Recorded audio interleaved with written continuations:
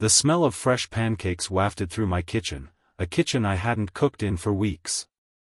Sarah, my boss of all people, stood there flipping perfect golden circles while my 6-year-old daughter Emma giggled at the counter. 24 hours earlier, I'd been curled up on this same floor, sobbing after Emma had gone to bed, wondering how much longer I could keep pretending I was holding it all together. If you've ever felt like you're drowning while everyone expects you to swim, please hit that like button and subscribe to see more stories that might just make you feel less alone in whatever battle you're fighting. It started 3 months ago when Melissa left. No dramatic fight, no tearful goodbye, just a note on the kitchen counter explaining she needed to find herself and couldn't do it while being a wife and mother.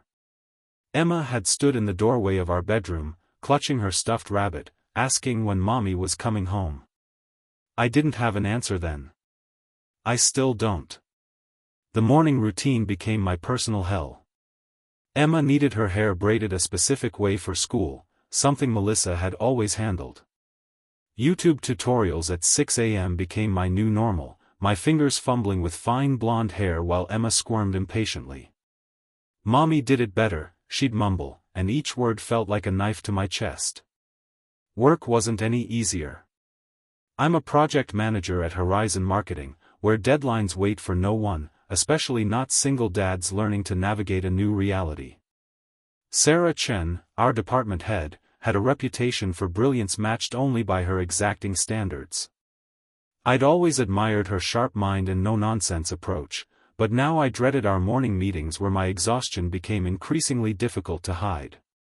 The Henderson proposal needs revisions by tomorrow morning, Sarah announced during one such meeting. David, I need you to take point on this. I nodded, ignoring the weight in my chest. Emma had been up half the night with nightmares. I'd spent hours sitting beside her bed, stroking her hair and promising monsters weren't real, all while the real monster, the fear of failing her, gnawed at my insides. No problem, I said, the lie bitter on my tongue.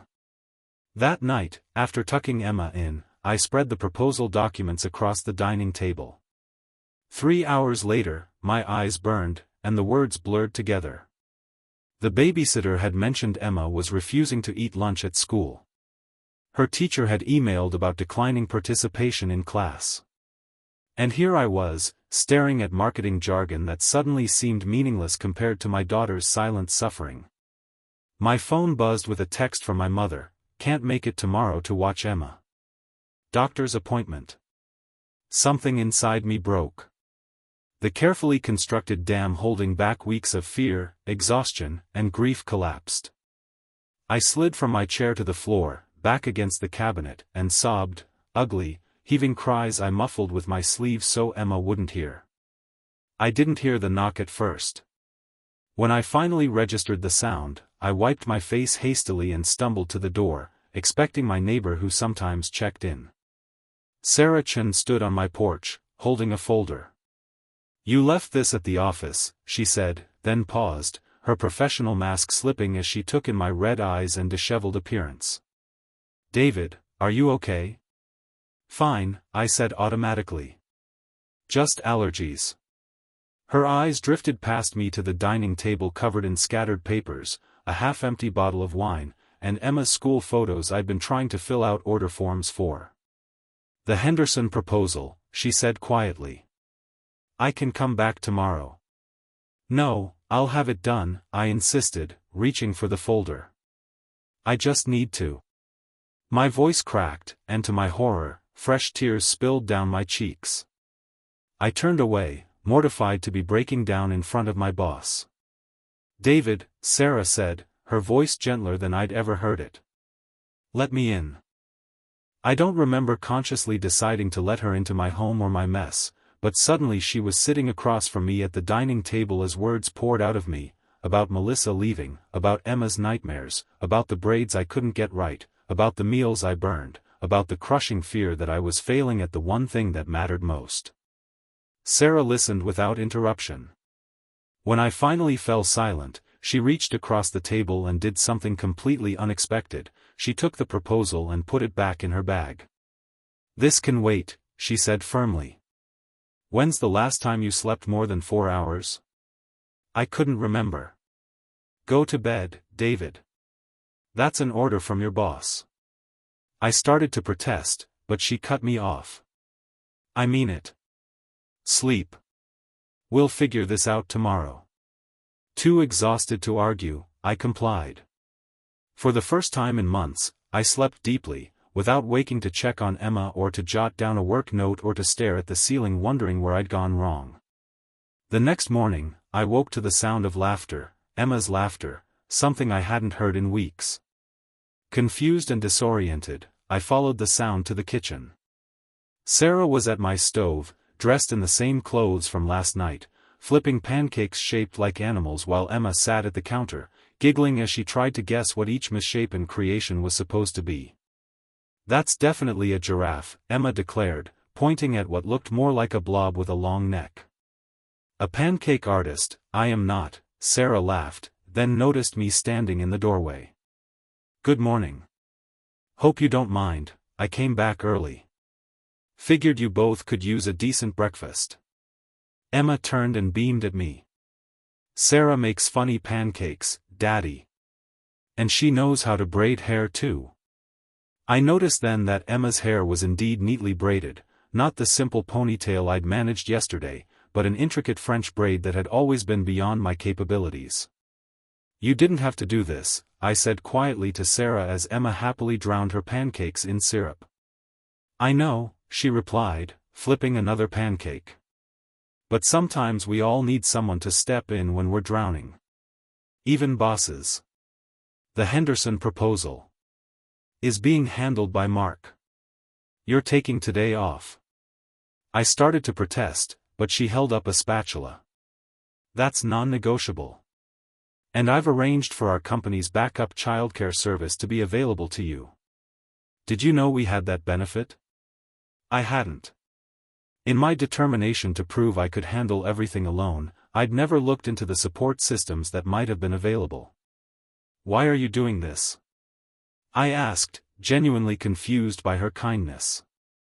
Sarah was quiet for a moment, focusing on the pancake in the pan. My dad raised me alone after my mom died.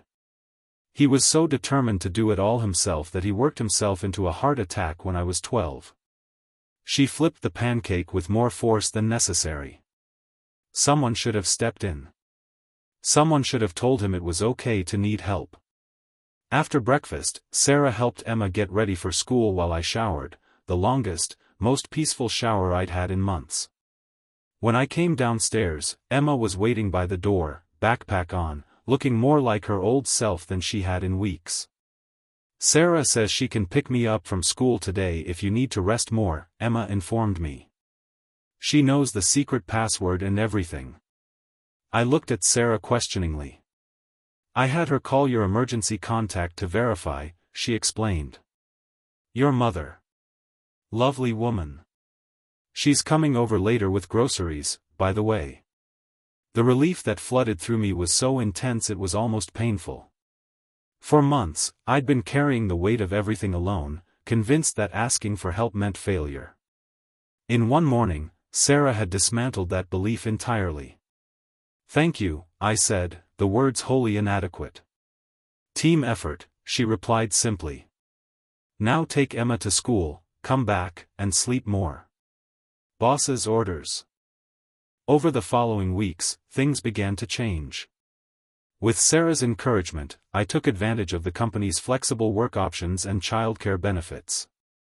My mother became a regular presence again, no longer hesitant about overstepping, now that I'd learned to ask for help. A few colleagues with kids of their own formed an informal support network, trading childcare and advice. Sarah remained my boss, demanding excellence but now with an understanding of my limitations. Sometimes she'd drop by with takeout on evenings when she knew I was working late from home. Emma adored her, especially after Sarah taught her to braid her own hair. 6 months after that morning in my kitchen, I sat across from Sarah at a restaurant, our first official date.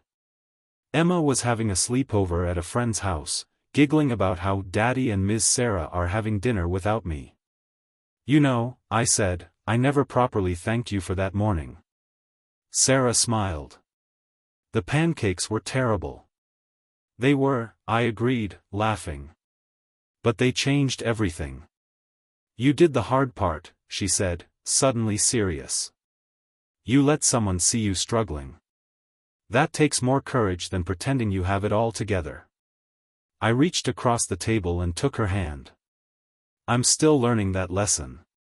We all are, she replied, squeezing my fingers. Even bosses. Life didn't magically become perfect. Emma still had nights when she cried for her mother. Work still had impossible deadlines. I still burned dinner regularly. But the difference was that I no longer faced these challenges alone, no longer saw asking for help as weakness. The real strength, I learned, wasn't in carrying every burden by myself but in building a community strong enough to share the load. And sometimes, that community begins with pancakes served by an unexpected hand when you need it most. If you're struggling right now, remember that letting others in isn't failure, it's the first step toward healing. Like and subscribe for more stories about finding strength in unexpected places, and remember, even the strongest people need help sometimes. The bravest thing you'll ever do might be simply opening your door when someone knocks.